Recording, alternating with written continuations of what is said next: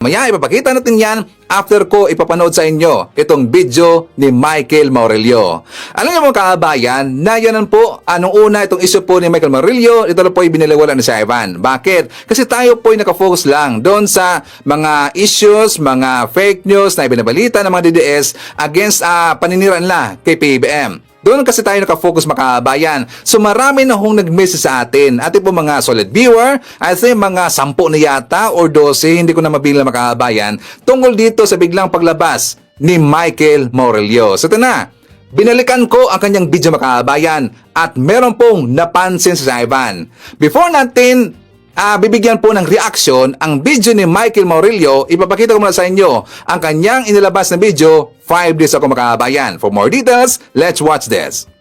Ako po si Michael Maurelio alias Rene. Hindi po ako pinilit na magsalita ng katotohanan. Kusang loob ko pong inilalahad ang mga nagawa kong kasalanan at mga plano laban kay Pastor Apollo C. Quiboloy at sa Kingdom Ministry. Ako po yung witness, kinuwang witness ni Senry Sauntiveros na nakatakip yung muka.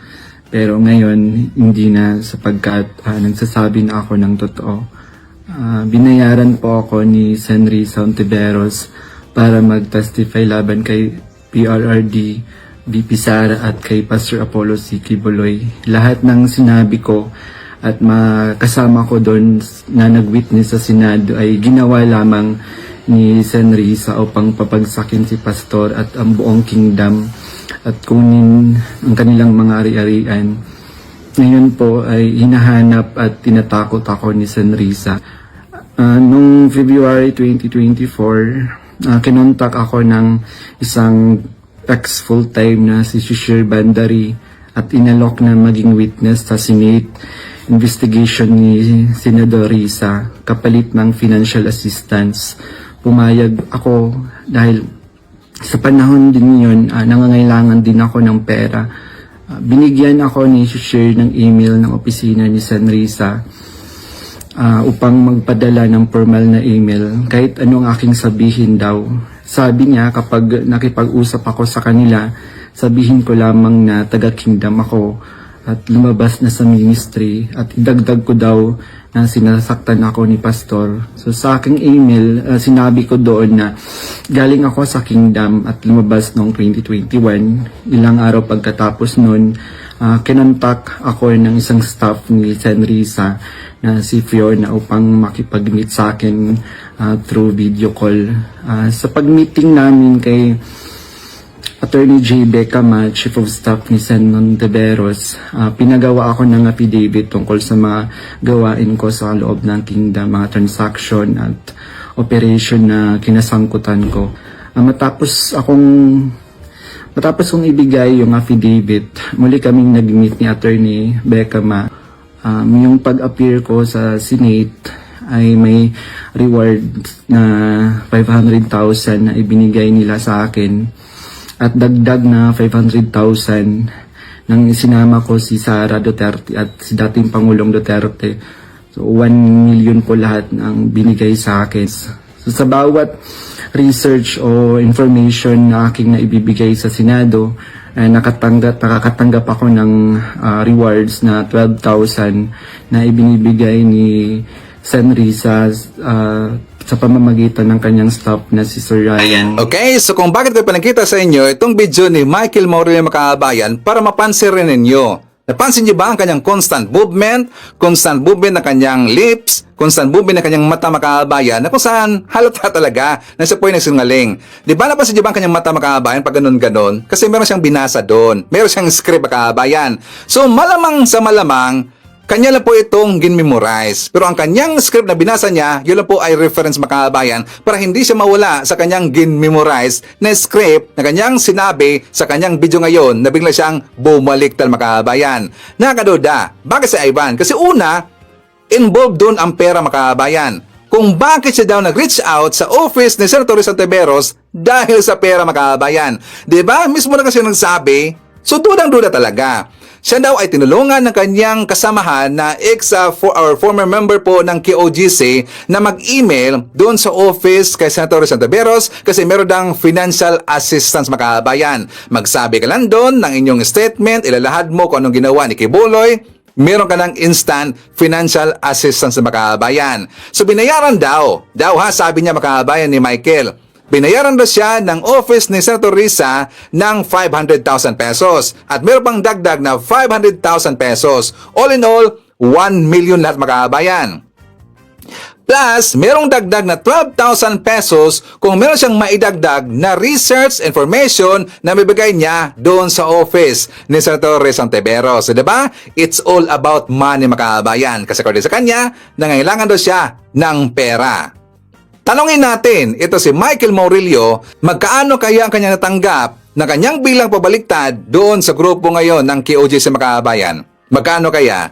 It's all about money mga kabayan. Siya na nagsabi dito na kung bakit siya lumapit sa office ni Senator Santaveros dahil sa pera. So magkaano kaya ang kanya natanggap ngayon nang bigla niyang pagbaliktad mga kabayan? Kasi dito sa office ni Senator Risa, million plus daw ang kanya natanggap. So magkaano naman ang kanya natanggap sa bigla niyang pagbaliktad mga kabayan?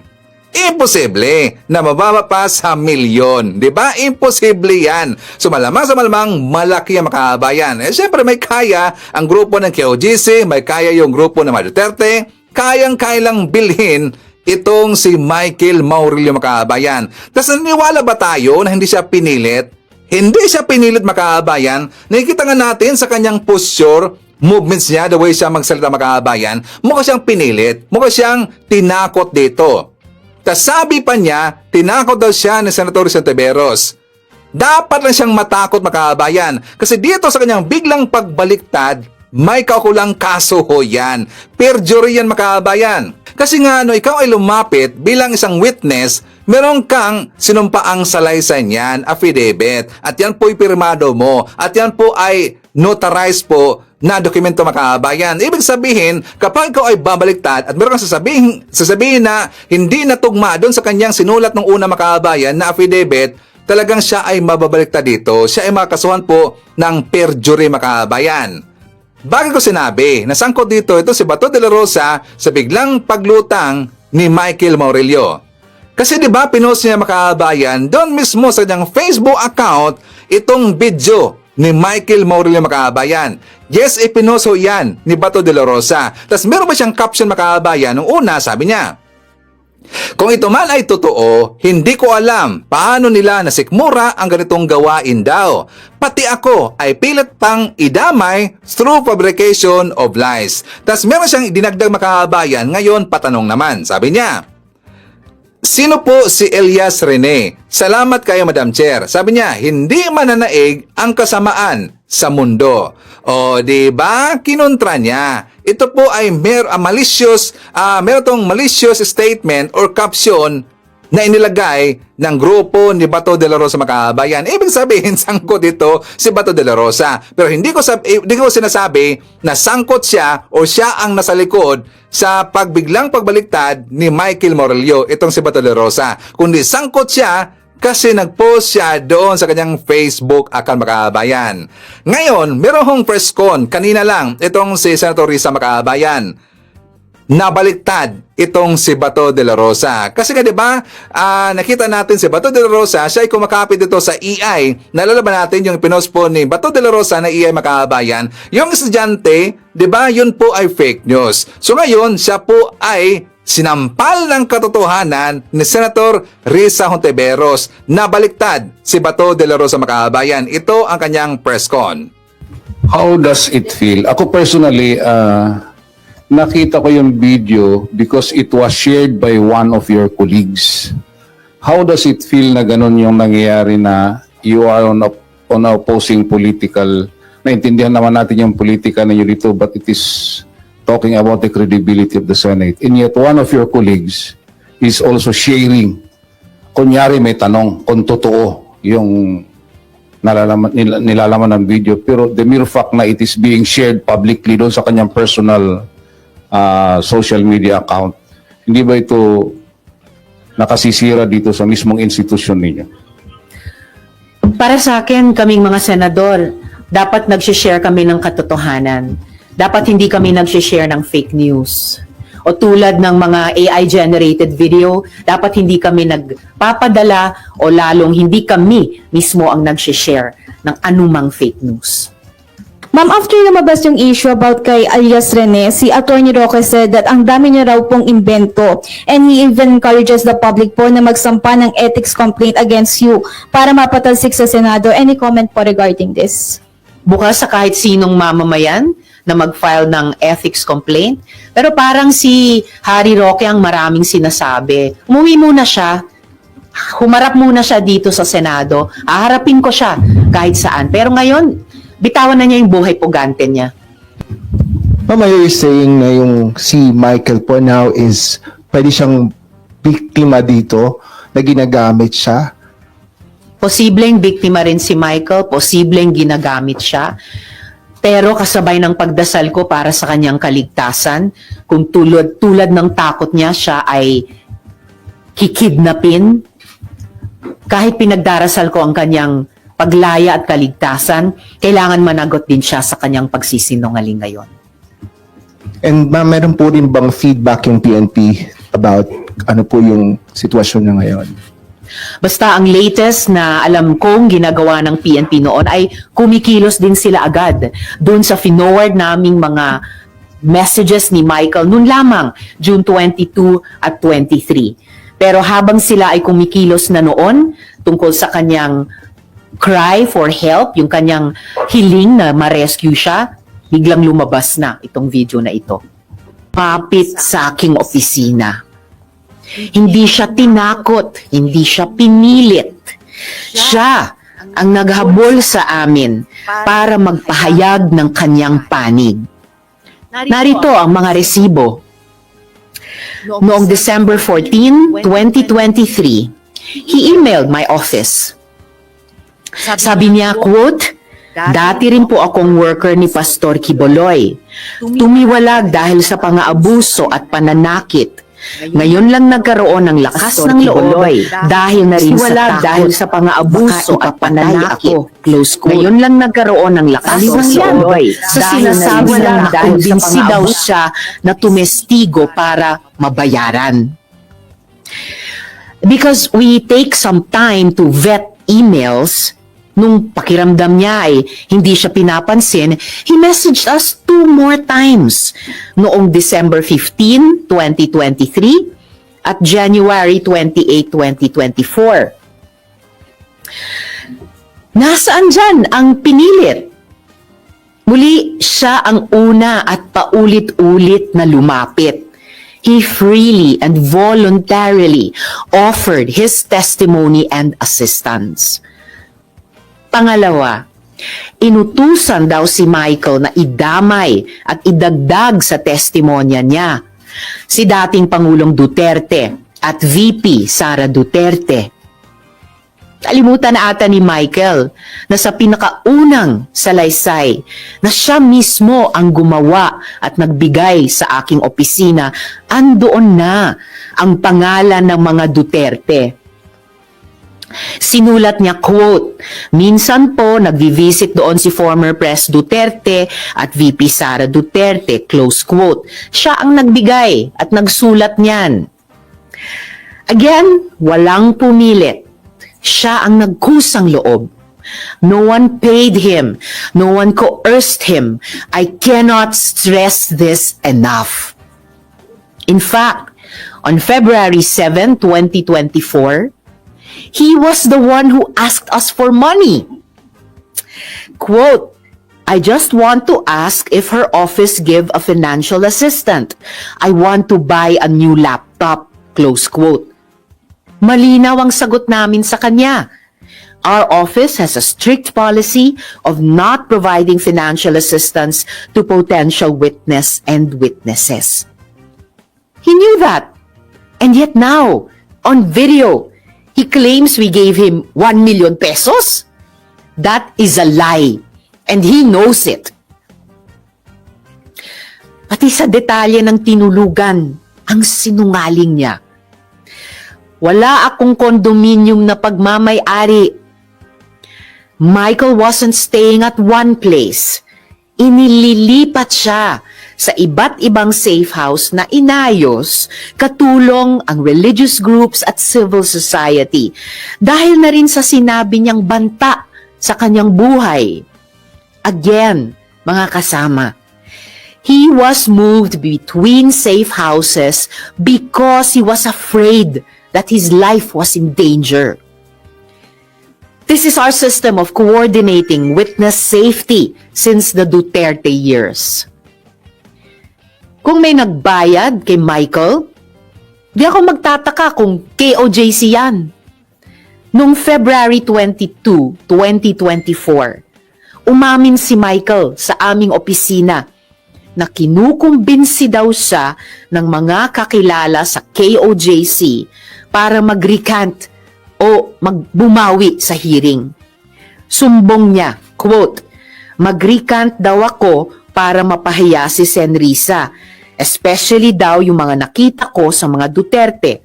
Bibigyan daw ako ng malaking pera, itatago daw ako, at bibigyan ng magaling na abogado," close quote.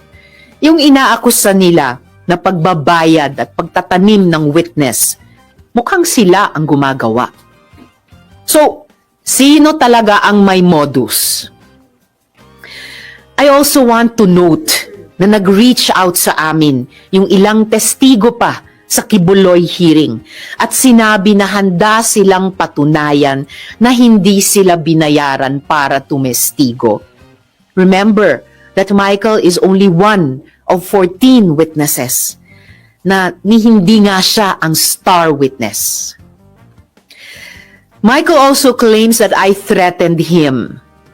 Yet, on June 22 and 23, 2025, just this month, just last week, Michael was the one frantically messaging my staff. Sabi niya, quote, "Help me, kinidnap ako at tinatakot ako ng kingdom. Dito ako kinulong sa Glory Mountain. Send rescue now," close quote. We took his messages seriously. We forwarded them to the PNP in Davao for immediate action. At noong kumikilos na ang PNP, biglang lumabas ang video. Bago pa iyan, nakailang mensahe na rin si Michael na hinaharas siya ng ilang hindi kilalang individual pagkatapos ng pagdinig sa Senado. Katulad iyan ng nangyari sa Farmally hearings, kung saan dokumentado namin yung pagsumbong ng witnesses na siya ay tinakot at hinaras ng kampo ng Farmally. Yan ang totoong modus nila. So this is the real pattern here. After testifying in the Senate, witnesses are harassed and threatened, and then suddenly flipped. So let's call this what it is: witness tampering, fake news, psychological warfare.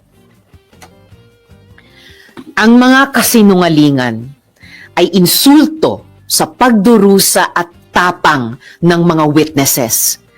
Tandaan natin, 14 sila. Mga witnesses na naglahad sa mga abusong ginawa sa kanila ni Kibuloy at ng KOJC. Sinungaling na nga nang haharas pa. Michael exposed people who trusted the Senate with their stories.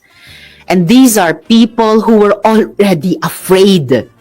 Now they are in danger. Again, yan ang talagang kinagagalit ko. Hindi lang ito paninira. Those responsible for this video crossed a line and they will be held to account. Muli, I have consulted with my legal team and on Wednesday, we will file a complaint with the NBI.